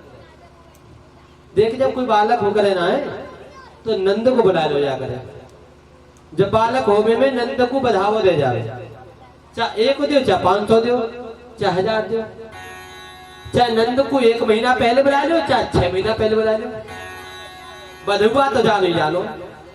अरे पंडितानी तू ऐसा करियो, तू अपनी नंद को 6 महीना पहले बुला ली और खूब काम करेगी और तू खूब बेड रेस्ट कर और खूब काम करेगी, जो तेरे पे बने वादे दियो। तो आज पंडितानी कहने लगी अरे देवी तुम्हारे कहने से मैं बुला तो लूंगी, लेकिन तुमको मेरी नंद की नहीं मालूम। और तो होती है चोटिया, मेरी नंद महा चोटिया, 6 महीना में मेरे घर को तो पार कर जाएगी। मैं करके बुला के क्या करूंगी। बोले देवी तेरी जैसी इच्छा करे वैसा कर। मेरे परिवार 4-5 दिन ऐसे ही बीते, लेकिन फल को नहीं खाया। लेकिन चिंता मन में है कि पति देव से मैंने बोल दिया था कि मैंने फल पा लिया है। पति देव को पूर्ण विश्वास होगा कि महात्माओं का आशीर्वाद कभी व्यर्थ नहीं जाए। तो एक दिन उसकी छोटी बहन आ गई। जब छोटी बहन आई, छोटी बहन जब बहन के यहाँ जाए बड़ी बहन के यहाँ, तो दोनों में मिलावट होती है। तो क्या होती है, अरे दीदी आपकी बड़ी कमजोर है रही है, चाहे दीदी खा खा के लिए खूब मोटी दादी है रही है। पर बहनों की ये भाषा होती है क्या, अरे दीदी तुम तो बहुत कमजोर है। कोई बात है कि जीजाजी तुमसे उल्टे सीधे बोलते, कोई बात हो तो बता दे जीजी, बोल मैं जीजाजी से कह दूंगी और हमारा तेरा भटका रहे हो। क्या जीजी ये खैर मेरी ये कलीड़ा मेरी, हाँ भटका चुना रहे हो। जीजी बता तो दे कि नहीं ऐसी कोई बात ना है, कमजोर तो कहूँ ना है, खूब पंडित जी कथा भागवत के जावे रोज खिला रहे, क्या कमजोर है रही है, खूब खा रही। पर लेकिन एक चिंता है। बोले चिंता क्या है। बोले महात्मा जी ने फल दिया था और उस फल को खाने से संतान उत्पत्ति होगी मेरे। बोले जीजी तूने खाया तो नहीं। छोटी बारी कह रही है जीजी तूने वो फल खाया तो नहीं है। बोले अभी तो नहीं खाया। जीजी खाइयो मत, तुम्हारे मैंने सुना था एक महात्मा जी ने फल दिया, फल में सांप नहीं करो। हाँ मेरी तो एक बहन है, ले देखनी कहूँ ऐसे न हो जीजी तू चली जाए। अगर बहन जीजी तेरे को थोड़ा भी विश्वास हो माताओं पर, तो हमारे घर में गौ माता बंधी हुई है, इसने भी किसी को जन्म नहीं दिया है आज तक। चलो इस फल को गौ माता को खिला देता। बातों में आ गई, दोनों बहन गई और गौ माता को फल को खिला दिया। जब फल खिला दिया तो धुंधली के मन में विचार आया, कहने लगी मैंने तो अपने पति देव को बता दिया कि मैंने फल खा लिया है। पति देव को मेरे से विश्वास उठ जाएगा, मेरी संतान नहीं होगी तो रोने लगी। तो कहेगी दीदी काय रो रही है, बात क्या है।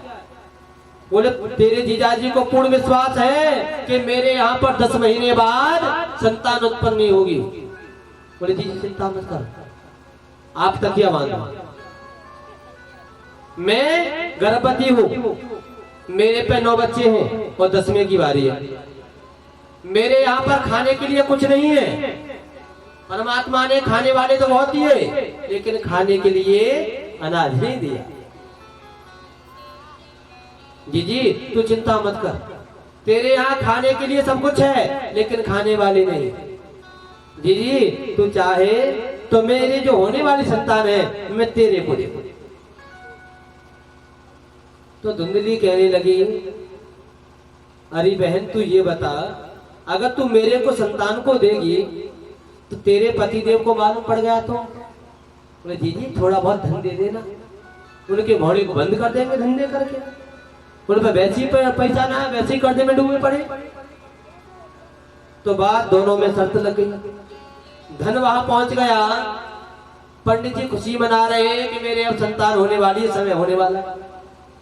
उधर छोटी बहन के पुत्र हुआ तो रातों ही रात में पहुंचा दिया धुंधली के पास। धुंधली के पास में आया तो धुंधली ने राशि को भेजा, कह दो पंडित जी से जाकर के पुत्र हुआ है। और पंडित जी फूले नहीं समाये।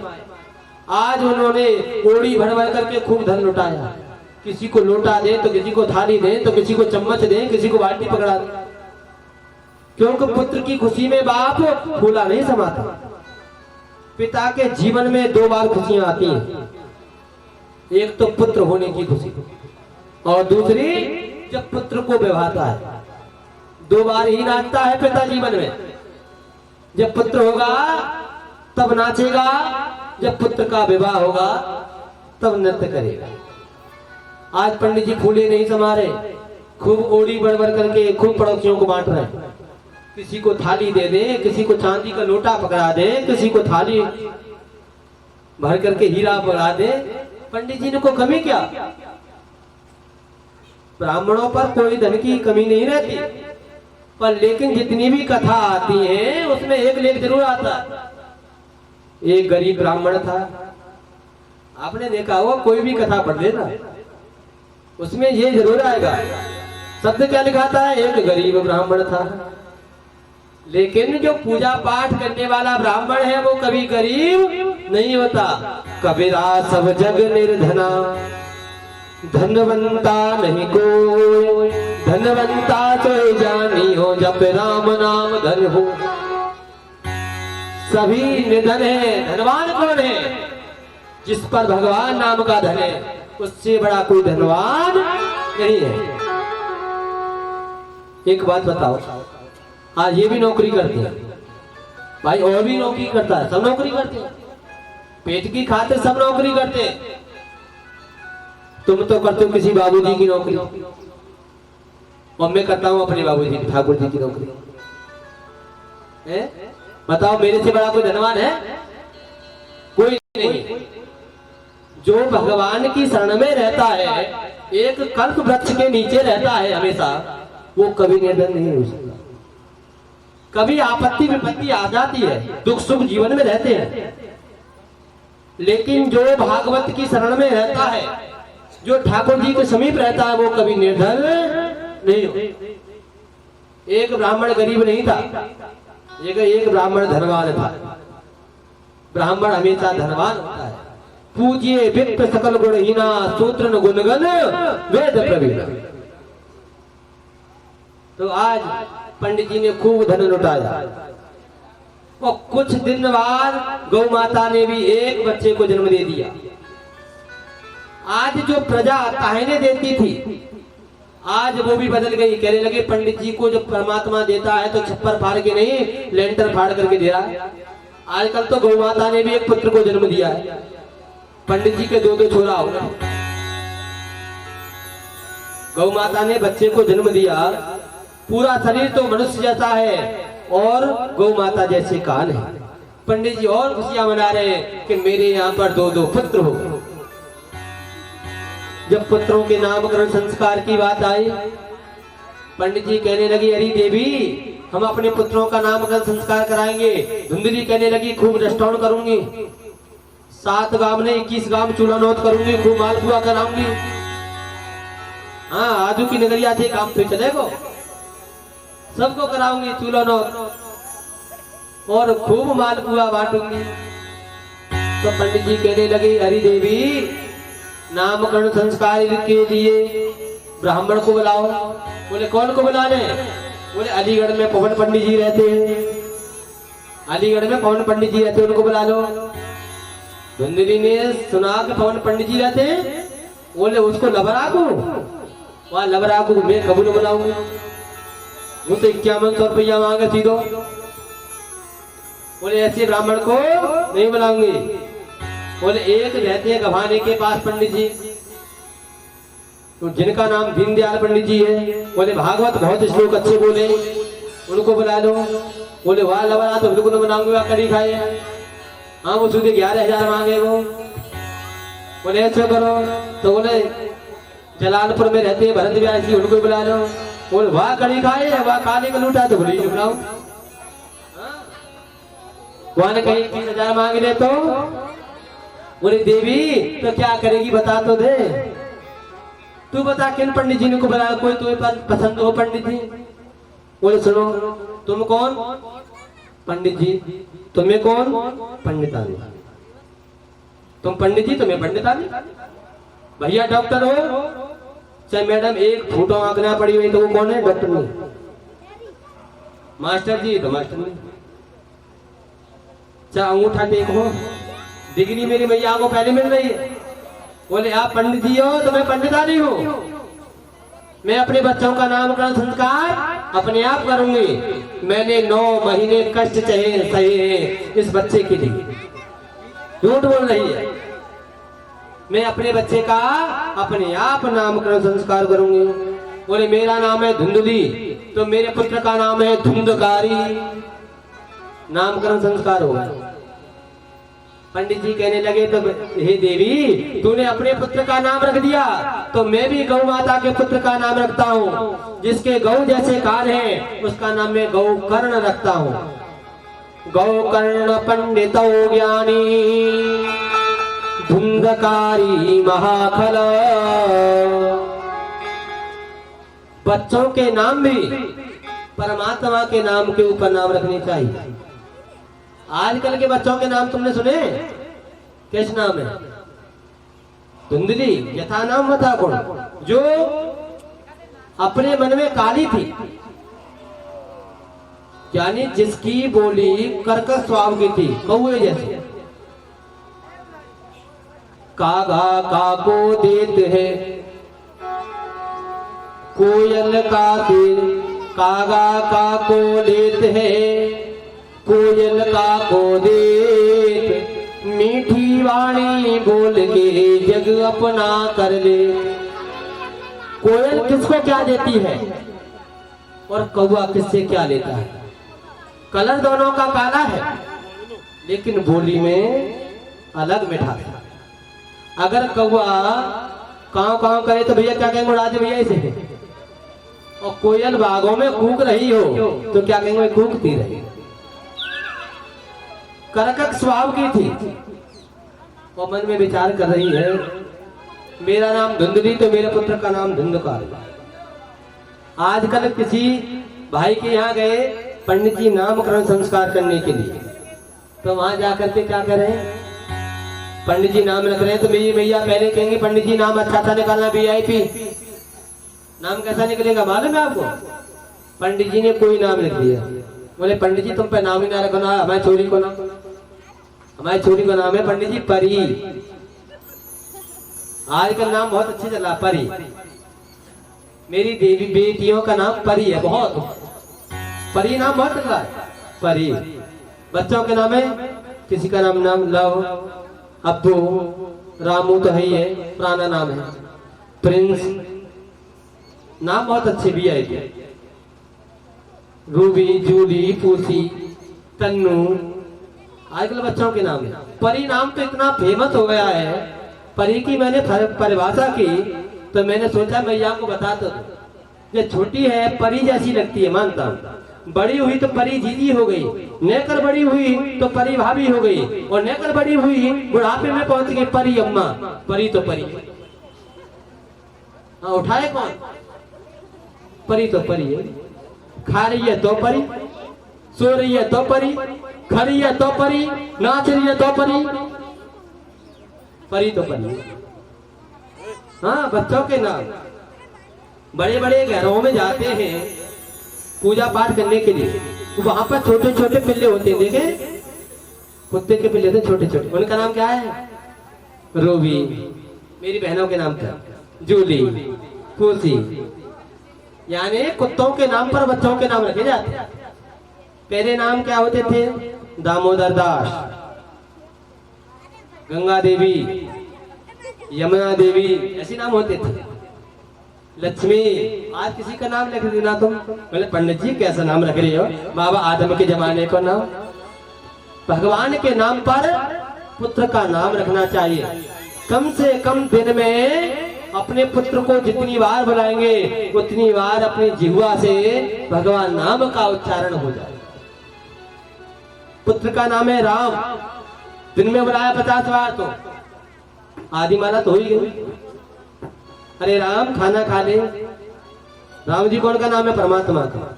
अरे राम पानी पी ले। अरे राम दूध तो पी ले। कौन को भाव से बुला रहे हैं? भाव का भूखा हूं मैं, भाव ही एक सार है, भाव से भज ले मुझे तो भव से बेड़ा पार है। तो नाम भी भगवान के नाम पर होना चाहिए। गौकर्ण पंडितो ज्ञानी धुंधकारी महाखल। नामकरण संस्कार हो गया, बच्चे खेलने लगे। गौकर्ण पंडित जी को आज विद्यालय भेज दिया पढ़ाने के लिए। पंडित जी ने कहा मैं धुंधकारी को भी वेद विद्या पढ़ने के लिए भेजूं। धुंधली बोली नहीं, मैंने बड़ी मुश्किल से इसका चेहरा देखा है, मैं अपने बच्चे को अपनी आंखों से ओझल नहीं होने दूंगी, दूर नहीं जाने दूंगी। मेरे घर में रहेगा मेरा पुत्र। पुत्र घर में रह रहा है, कंचा खेला गोली। जब बच्चा गोली खेलने लगे तो समझ लो बिगड़ने के चांसेज हो गए। अब गोली खेल रहा है, फिर 3 2 5। आज 3 2 5 खेला तो कल को रमी खेलेगा। ऐसा ही होता है। मैया जब गर्भवती होती है, क्योंकि सबसे पहले हमारी गुरु कौन होती है? हमारी माँ। जब बच्चा गर्भ में है तो मेरी मैया आजकल क्या करती है? पहले मेरी मैया बहुत अच्छी थी। जब मैया बच्चे को गर्भ में धारण करती थी तो रामायण का पाठ करती थी या भागवत सुनती थी। और कुछ नहीं है तो आटा गूंथ रही है तो भगवान नाम का कीर्तन कर रही है। राम राम हरे हरे, कृष्ण कृष्ण हरे हरे, गोविंद मेरो है, गोपाल मेरो है, कीर्तन करती थी। लेकिन आजकल की मैया क्या करती है मालूम है आपको? गर्भवती है, एलईडी लग रही है सामने, बहुत बड़ी बड़ी टेलीविजन लगा सामने, पति देव भोजन के लिए बैठे हैं। क्या कहेंगे? सुनो अजी सुनो, ने कभी ये कड़ी और देखी जोधा भाई यार, अभी नहीं, अभी इसको देख ले। बेटा पुत्र गर्भ गुहा में है। पहले अच्छा भोजन करती थी, मीठा। आजकल क्या कहती है? नहीं, सुपारी ले आओ। गांव में सुपारी नहीं मिलती है ज्यादा, मानता हूं। चूल्हे फुल फुल खा जाए, कुल्हड़ों को चाव जाए, सकोरा आपने देखा हो ज्यादा था। आजकल वो बंद हो गए। दिनों के बाग मेरी मैया लगा रही है। बोले भरत व्यास जी बहुत कहते हैं गुटखा खानों के वाले में, बोले इसको छोड़ दो, मुसाका गल कर लो। देखा दरवाजे पे मेरी मैया बैठी है, हाथ में ले ली पंजीरी सी और घिसम घिस चल रहा, सुबह से शाम तक चल रहा। जब पंडित जी जा रहे हैं, जब भी देख रहे मैया घिसम घिस कर रही है और पुत्र गर्भ गुहा में पल रहा है। जन्म दिया, अपना स्तनपान नहीं कराया। क्या कह रहे हैं? अपनी सासू माँ से कह रही है निप्पल दी बोतल में दूध हो गई, मम्मी जी इसको पिला देना, मैं शॉपिंग कर आऊं अम्मी निशा मार्केट में जाकर। बच्चे को बोतल पिला रही है। बड़ा हुआ आज तो वीआईपी बोतल पी रहा है दूध की। बड़ा हो जाए तो वीआईपी पीता नहीं हूं, पिलाई गई है। फिर पंडित जी के पास जाएंगे, भरत पंडित जी के पास, पंडित जी देखो कोई पत्रा खोल करके मेरा पुत्र दारू पी रहा। बोया पेड़ बबूल का तो आम कहां से खाए। जैसे हमने कर्म किए थे वैसे हम हो गए, क्योंकि हमने मिट्टी खाई थी। बच्चे की बुद्धि कैसी है, मिट्टी जैसी ठेस। पढ़ाई में मन नहीं लगता बच्चे का, क्योंकि रामायण हमने पढ़ी नहीं, हमने तो गुटखा खाए थे, मुसा का गुल किया था। उसको लग कैसी लगी है, क्योंकि माँ से सीखा है उसने। आज जब धुंधकारी पढ़ने नहीं जाता, गोली खेलता है, पत्ते खेलता है, तो आज पंडित जी कहते हैं अरे बेटा ये गंदी बात है, ब्राह्मणों के घर में ये कार्य नहीं होते। अरे बेटा ये कार्य नहीं होते। पंडितानी बीच में आ जाती है, बोले नहीं छोटा है, बच्चा है, कोई बात नहीं, डांटो मत। बड़ी मुश्किल से इसका चेहरा देखा है, ऐसे नहीं करते। बीच में आगे बचा और बड़ा हुआ, स्कूल भेज भी दिया। स्कूल में जाता है तो किसी की पेंसिल चुरा लाता है, किसी की कॉपी चुरा लाता। शिकायत आए घर में तो पंडितानी क्या कहती है, एक के बदले दो ले जाओ, पर मेरे पुत्र से कोई कुछ मत कहो। घर से ही नाम दरोगा पड़ता। धुंधकारी महाखल गौकर्ण पंडितो ज्ञानी, धुंधकारी महाखल। गौकर्ण गए विद्यालय में, वहां पर पंडित बन गए, महाविद्वान। पंडित किसे कहते हैं, पंडित कोई जाति नहीं होती है। पंडित कहते हैं जो सत असत बात का विवेचन करे उसको कहते हैं पंडित। ब्राह्मण जाति है, लेकिन पंडित कोई जाति है। जो सत और असत बात का विवेचन करे उसको कहते हैं पंडित। आज महाविद्वान बने, वेद विद्यालय गए तो विद्वान बने, और धुंधकारी घर में रहा, महाअखल हो गया। पत्ते खेलता, जुआ, जुए में कुछ हार जाता है तो नजरा पान करता है, मांस भक्षण करता है, महाअखल हो। आत्मदेव पंडित जी बार बार समझा रहे हैं, अरे बेटा, अरे पुत्र, अरे धुंधकारी, ये गलत बात है कि ब्राह्मणों के घर में ये कर्म नहीं होते। बेटा दारू नहीं पीनी चाहिए, पंडितों के घर में मांस नहीं खाया जाता है, बेटा ये बहुत गलत बात है। लेकिन पंडितानी आ गया, कोई बात नहीं, छोड़ देगा, मैं समझा दूंगा, मेरे पुत्र को डांटो। एक दिन गौकर्ण जी महाराज घर पर आए और आज आत्मदेव पंडित जी अपने पुत्र के सामने हाथ जोड़ करके खड़े हो गए और कहने लगे, अरे गौकर्ण, मेरे को इस माया के जाल से अब मैं निकलना चाहता हूं, क्योंकि मैं ऐसे बंधन में बंध गया हूं। जो तेरा भाई, बड़ा भाई है गौकर्ण, ये धुंधकारी महाअखल हो गया है, ये मेरी बात को मानता नहीं है। मैं ये जीते जी देख नहीं सकता हूं, मैं भगवान का भजन करूंगा। बोले पिताजी कहाँ जाओगे? बोले वन में चले जाऊंगा, वन में जाकर के भगवान का खूब भजन करूंगा। तो आज गौकर्ण जी कहने लगे, पिताजी आप वन में जाओगे तो वन में जाकर के क्या करोगे? भजन करूंगा। बोले वन में तो शेर भी रहता है, गीदड़ भी रहते हैं, अगर वन में जाकर के भगवान मिल जाए तो सबसे पहले सिंह को मिले। पिताजी सबसे बड़ा जो आश्रम है गृहस्थ आश्रम है, आप गृहस्थ में रहिए और यहीं रह करके भगवान का भजन करिए। एक व्यास जी कह रहे थे कि 50 के बाद में वन में चला जाना चाहिए। बिल्कुल ठीक कह रहे थे, वन में चले जाना चाहिए। 51 गिनती आती है, 51 वामन 53। बोले 50 की उम्र हो तो वन में चले जाओ, बिल्कुल जाना भी चाहिए, 100% सत्य बात। वन में कैसे जाना चाहिए? ऐसे नहीं, वृंदावन, बोले यहाँ नहीं, वृंदावन चले जाओ। एक वक्त कहने लगा वन तो कट गए, बोले वृंदावन चले जाओ ना, वो भी तो वन है ना, वृंदावन। वह वन में जाएंगे तो वृंदावन में सभी भक्त चले जाएंगे तो वहां जगह कहां से बचेगी? बोले वृंदा, वृंदा कहते हैं तुलसी को, तुलसी को, जहां पर तुलसी का वन हो उसी को कहते हैं वृंदावन। अपने घर में तुलसी लगाइए, हर घर में तुलसी होनी चाहिए, और तुलसी के नीचे सालग्राम, वहीं रोज नवाओ और रोज माला छटकाओ, वहीं बैठो माला छटकाओ। वृंदावन भी जाने की जरूरत नहीं है, वृंदावन हमारे घर में मौजूद है।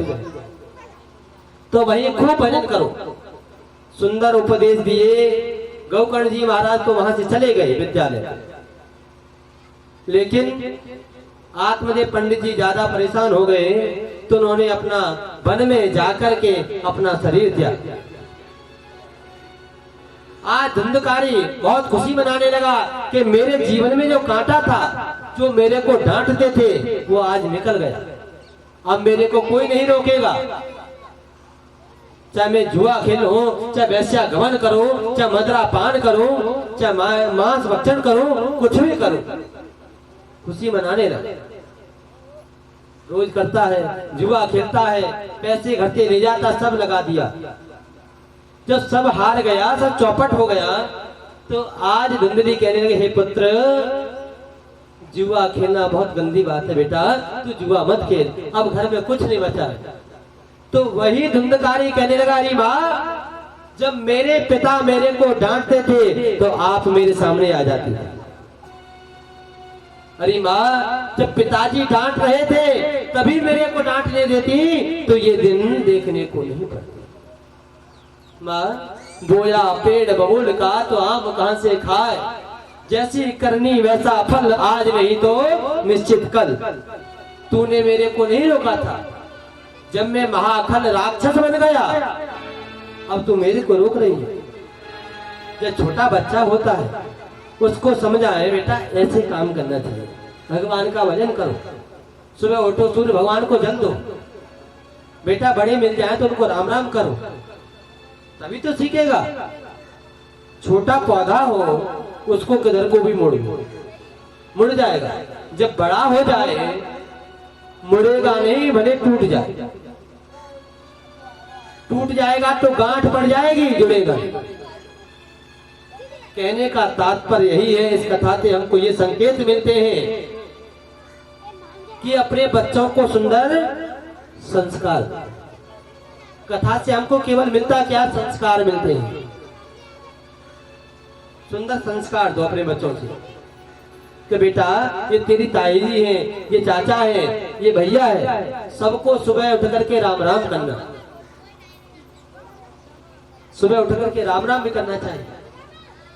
आज धुंधकारी अपनी माँ के कानों में जो कुंडल थे उनको छीन करके भागा, कान फट गए, कानों से लहू बहने लगा, तो आज धुंधली रो करके बहुत परेशान होने लगी और कहने लगी, जिससे तो मेरे को जीते जी मर जाना चाहिए, ऐसा पुत्र तो विधाता किसी को न दे, इससे तो मैं बांझ ही रह जाती तो बहुत अच्छा था। बहुत दुखी होने लगी और अपनी आंखों से पट्टी बांधी और सामने एक कुआं था, उसमें कूद करके अपने प्राणों को त्याग दिया, क्योंकि उसको अपनी आत्मा का बोध नहीं था, मैं है कौन। आत्महत्या करना महापाप है। आजकल मेरी मैया मेरे भैया बहुत बार विचार करते हैं, थोड़ा सा व्यापार में लॉस हो जाए या कोई बात हो जाए तो क्या कहती हैं, आत्महत्या करना, अब कोई दूसरा उपाय नहीं है। बोले गोविंद भगवान की जय हो।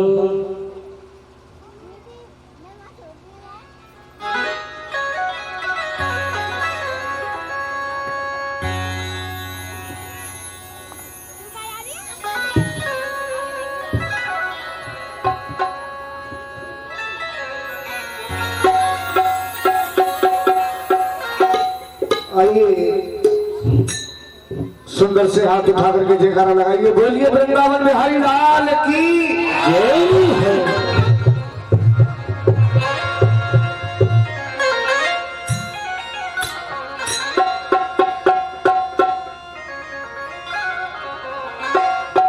अरे वृंदावन जाऊंगी सखी, वृंदावन जाऊंगी,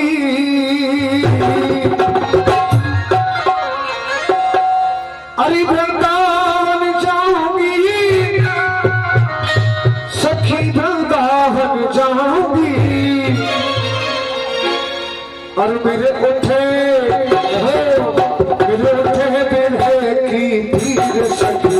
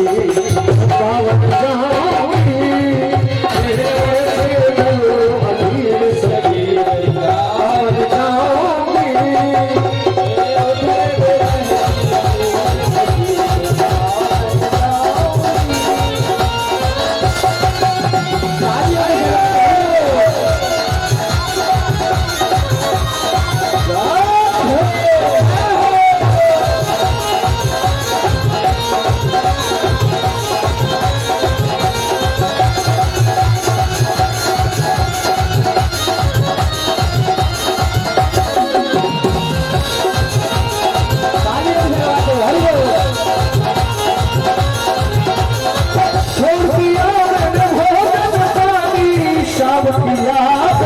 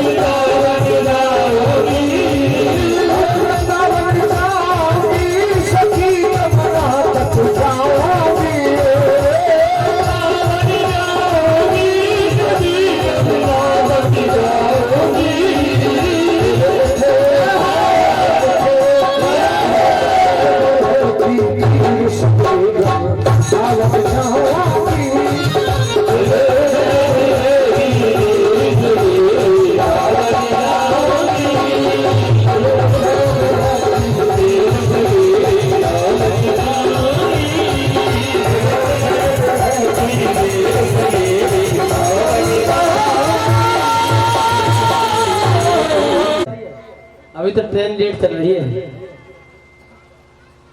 बोलना पड़ेगा और जोर से। परिस्थिति कथा कहां चल रही थी कुछ मालूम है?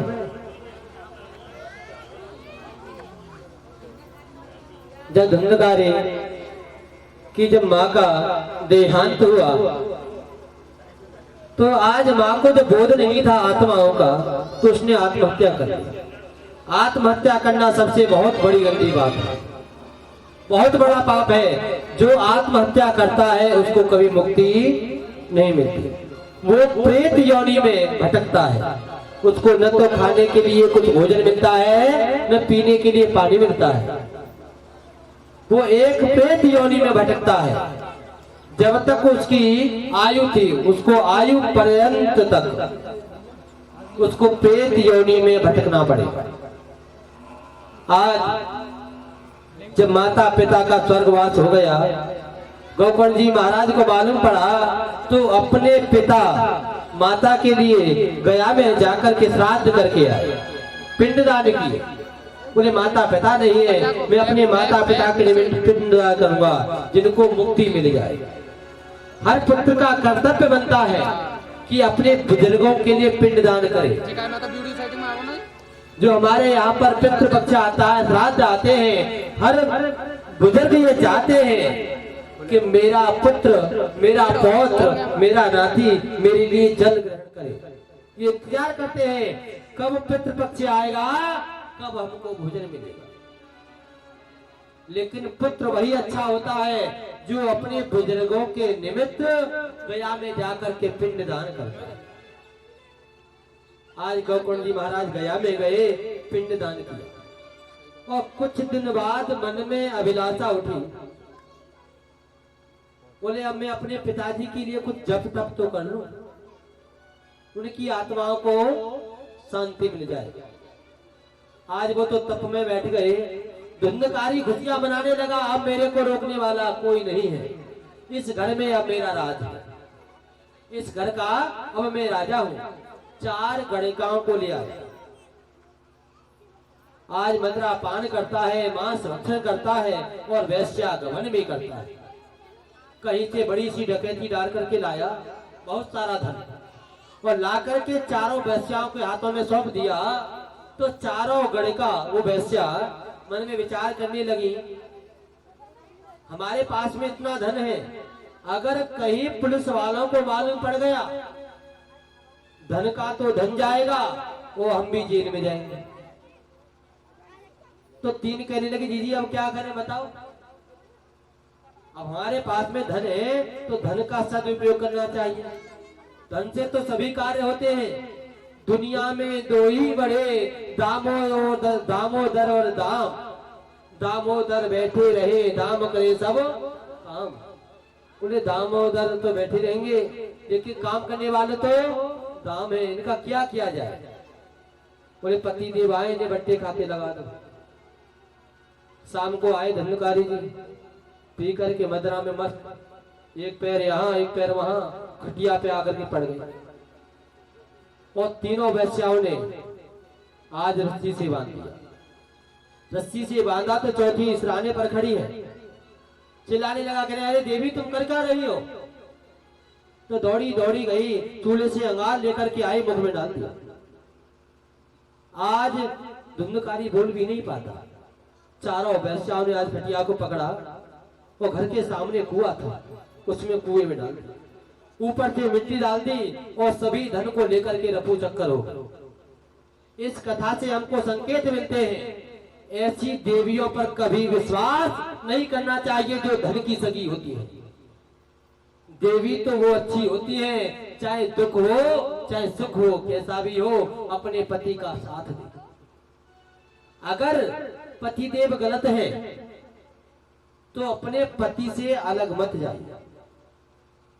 परमात्मा से भजन करो कि मेरे पति देव ठीक हो जाए। आपने कोई ऐसे कर्म किए होंगे जो आपके नसीब में आपका पति नशेड़ी मिल गए, कोई तो होगा कारण।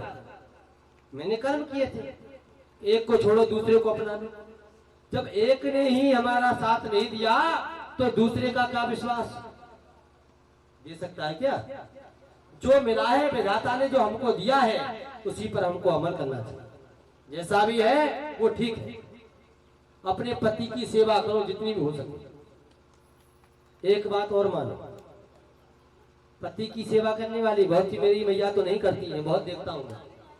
पति देव कहते हैं पंडित जी गए, पंडित जी से एक बात पूछती, पंडित जी कोई ऐसा उपाय बताइए जो हमारे पति देव हमारी कंट्रोल में आ जाए। न तो कोई जादू है, न कोई टोना है, न कोई टोटका है। मैं बताता हूं आपको, आप आज से ही नियम बना लो, आपके पति देव आपके वश में ना आ जाएं तो भरत जी को पकड़ लेना। मैं मंत्र देता हूं, बिल्कुल माइक पे देता हूं, सुनना सब। सुबह को उठो, आपके घर में बुजुर्ग है, सास ससुर है, पहले तो उनके पैर छू। मंत्र यहीं से स्टार्ट, अभी तो स्टार्ट हुआ। आपके जितने बड़े हैं उनके पैर स्पर्श करो। दूसरा, अपने पति देव की पैर छू, जितनी हो सेवा करो। रात को चरण भी दबाओ। कोई दबाती मेरी भैया? कोई मैया दबाती है? कोई पैर छूती मेरी भैया? आजकल की बहन बहुत कम।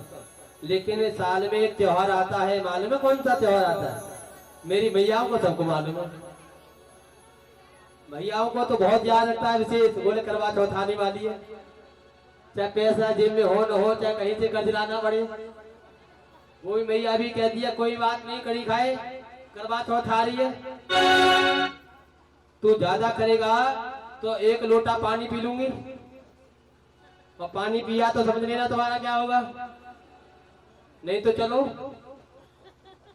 अलीगढ़ पहुंचो। हाँ, एक हमारे यहाँ हिंदू धर्म में त्योहार है विशेष। त्योहार गलत नहीं है, बहुत अच्छा। उस दिन मेरी मैया अपने पति को क्या मानती है? विष्णु भगवान, पति परमेश्वर। एक दिन ही परमेश्वर है क्या? उस दिन तो दिया बाती सब कुछ, मुखड़ा देखेंगी, चंदासो, हाँ चंदासो अपन घोड़ा दिखा दे, पैरी भी छुएंगी, खूब सेवा करती है उस दिन। और बाकी दिन क्या है? उस दिन तो पति परमेश्वर है, और दिन क्या है बताइए? सोचने वाली बात है। आपका पति है, मैं तो बच्चा हूं आप। हमारे पति कैसे भी हो, पति पति है, उसकी रोज चरण वंदना करनी चाहिए। पति कभी आउट नहीं जाएगा। यानी पति पत्नी जो दोनों होते हैं वो होते हैं एक बस, गाड़ी समझ लो। पति तो है बस, यानी गाड़ी है, और पत्नी कौन है? स्टीयरिंग। अगर स्टीयरिंग इधर को चलेगी उधर को गाड़ी चलती। गाड़ी तभी चलेगी जब तुम अपने बुजुर्गों की सेवा करो। आज से संकल्प ले लो कि मैं भी अपने पति के रोज सुबह उठ करके पैर छूऊंगी, पैर स्पर्श करूंगा। अब अच्छा ये बताओ, कौन कौन मेरी मैया पैर छूती? हाथ उठाना जरा। कोई नहीं छूती है? अच्छा, अपने पति देव में कौन कौन भैया सेवा करती है सुबह उठ करके? जय जय।